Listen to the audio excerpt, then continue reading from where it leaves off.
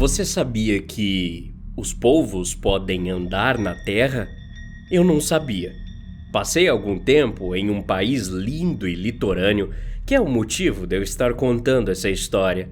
Depois de tudo o que aconteceu comigo, ainda lembro-me do sol se pondo através da neblina, da suave névoa salgada e do som das ondas batendo na praia de lodo. Às vezes, ouvi essas ondas tão altas que não conseguia ouvir os gritos. Foi como um pesadelo de um filme de terror de merda.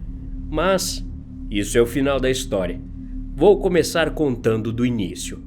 Eu estava ferrado na vida, falido, sem rumo, sem emprego e morando no escritório da casa do meu pai, no qual ele havia convertido meu antigo quarto. Quando meu amigo Greg me ligou e me convidou para uma viagem de 2 semanas à costa do Pacífico, aceitei de bom grado. Eu disse a ele que não poderia simplesmente ir de graça, apenas usando da boa vontade dele, mas ele insistiu para que eu fosse, que dinheiro não era um problema. Foram longos dias na estrada, parando ocasionalmente para apreciar a paisagem. Foi algo feito mais para memórias do que para experiências. As noites eram repletas de bares baratos, motéis e garotas. Lembro-me de pensar que aqueles seriam os últimos dos meus dias de glória aos 22 anos. Mas você não está ouvindo essa história só para saber de minha nostalgia meia-boca.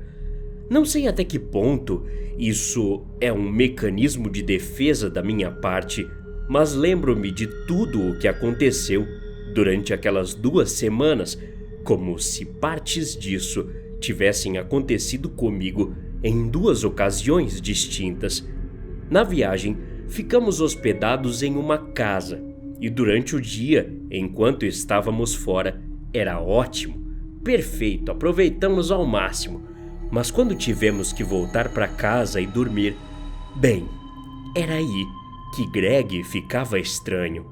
Ele dormia e entrava em estado de sonambulismo quase todas as noites.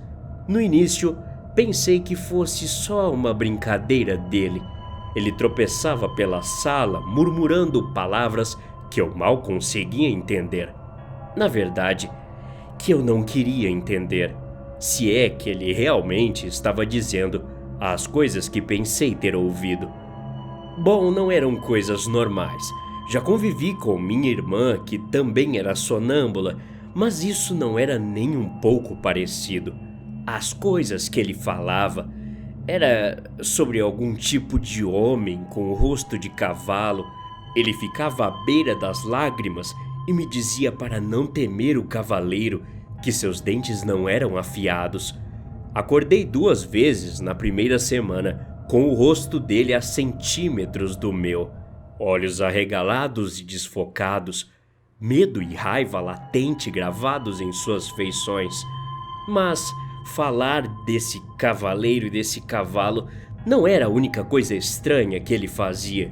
Greg também ficava com raiva da mãe e das mulheres em geral. Dizia para elas o aceitarem. Depois de tudo, claro que conversei com ele sobre. Greg comentou que estava estressado com a viagem. Eu não acreditei nessa desculpa, obviamente, mas no fim das contas, ele me convidou para ir embora, para que eu não tivesse problemas com ele e pudesse relaxar. Não fui. Que tipo de amigo seria eu? Eu já estava ali, não queria estragar nada. Todas as noites, no entanto, era a mesma coisa. Ele ficava sonâmbulo falando do cavaleiro e xingando, e na manhã seguinte pedia desculpas. Resolvi sair para um bar durante o dia para esquecer tudo isso. Em um desses dias, acabei conhecendo uma moça que levei para a casa que estávamos hospedados. Acordamos com Greg gritando na cara dela às 4 da manhã. Foi ruim. Na verdade, foi péssimo. Acho que nunca vou ver a cara daquela mulher mais na minha vida. Coitada. Mas mantive isso de lado. Os dias foram bons demais. A luz dourada do sol de junho entrava pelas janelas e meu amigo era todos os dias o mesmo, nerd, nervoso, um pouco bêbado e gentil. Greg sempre foi gentil, generoso também. Essa viagem não foi barata e eu não paguei um centavo. Então, quando ele sugeriu que passeássemos uma noite no carro na costa da praia, eu concordei. Fiquei hesitante. Isso porque em uma de suas noites sonâmbulas tive que persegui-lo gritando pela rua. Ele acordou bem perto do mar antes que eu pudesse acordá-lo. Mas enfim, aceitei o convite e fui. É verdade que essa noite parecia errada desde o início. A névoa vinha do porto e Greg parecia meio sonolento ao volante. Paramos em um local um pouco abandonado. Eu podia ouvir a lama raspando suavemente na parte inferior do carro, enquanto as rodas rolavam pelas ranhuras. Eu nunca conseguia dormir sentado. Cinemas, salas de aula e igrejas me incomodavam, mas longas viagens de avião, trem e carro fazem mais por mim do que um pacote de 12 Red Bulls e um nariz cheio de catarro. Enfim, eu estava no carro e não conseguia dormir, agravado pelo ronco incessante de Greg. Que ótimo! Belo lugar para ele dormir. Eu estava com os olhos fechados e caindo em sonhos sombrios e pensamentos estranhos, quando ouvi meu nome. Uma voz feminina alta e distorcida dentro do meu ouvido, vinda do meu subconsciente, sem dúvida, mas que me assustou. Foi nesse meio tempo que fiquei de olhos fechados que Greg sumiu. Percebi imediatamente que a porta do carro do lado dele estava aberta e vi do outro lado da estrada, desaparecendo sobre uma grade de proteção em direção à costa. Me movi lentamente, tirei o cinto, enfiei a mão no banco de trás, vesti minha jaqueta, soltei um suspiro. Me perguntei silenciosamente aos céus por que aceitei vir com meu amigo sonâmbulo no fim do mundo. Então, tropecei na estrada vazia para tentar achar meu amigo. Desci até a praia. Mal conseguia enxergar. A noite estava nublada e a lua minguante. O mar brilhava suavemente e nesse momento pude ver a silhueta de Greg. Ele estava no mar com a água até os joelhos, gritando. Eu mal conseguia ouvi-lo por causa do barulho das ondas. Foi aí que percebi que tinham coisas subindo nele. Você sabia que a boca de um polvo pode cortar ossos humanos tão facilmente como uma mão atravessa a água? Comecei a correr em direção a ele e senti algo molhado como alga marinha enrolado em minha perna, mas era algo mais pesado. Continuei me movendo apesar da dor aguda na minha perna. Caí com força e rolei.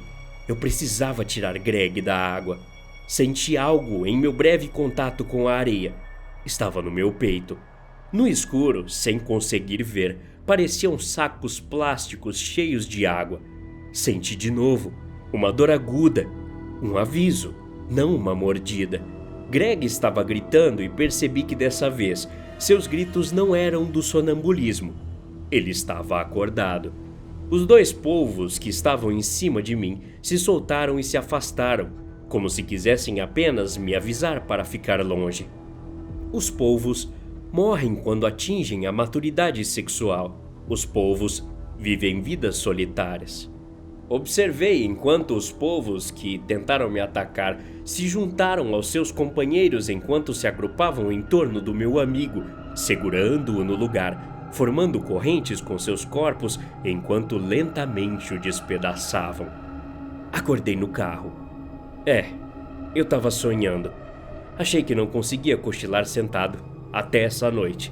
Mas no momento em que acordei, olhei para o lado e a porta do motorista estava aberta. Desci para procurar Greg. Fiquei até de manhã e nada dele. Um polvo solitário avançava por entre o mato exposto pela maré baixa. Liguei para a mãe de Greg, mas ela não atendeu. Liguei para meus pais e eles me disseram para chamar a polícia. Os policiais chegaram e trataram o desaparecimento dele como se fosse algo que Greg quisesse intencionalmente ter feito. Pessoas que viajam do nada para esse tipo de lugar querem desaparecer mesmo, os policiais me disseram. Agora vai embora você também. As pessoas subestimam o quão traiçoeiras as coisas podem ser. Greg nunca apareceu. Uma semana depois, eu já tinha voltado para minha cidade e estava em casa. Fiquei sabendo que seu antigo vizinho chamou a polícia, reclamando de um cheiro estranho vindo de sua casa. A polícia foi até lá e descobriu tudo. Antes de Greg viajar comigo, cerca de 2 semanas e alguns dias antes, ele surtou e matou a mãe. No fim, ele tinha assassinado a própria mãe e foi viajar comigo só para fugir. Até a próxima. Obrigado.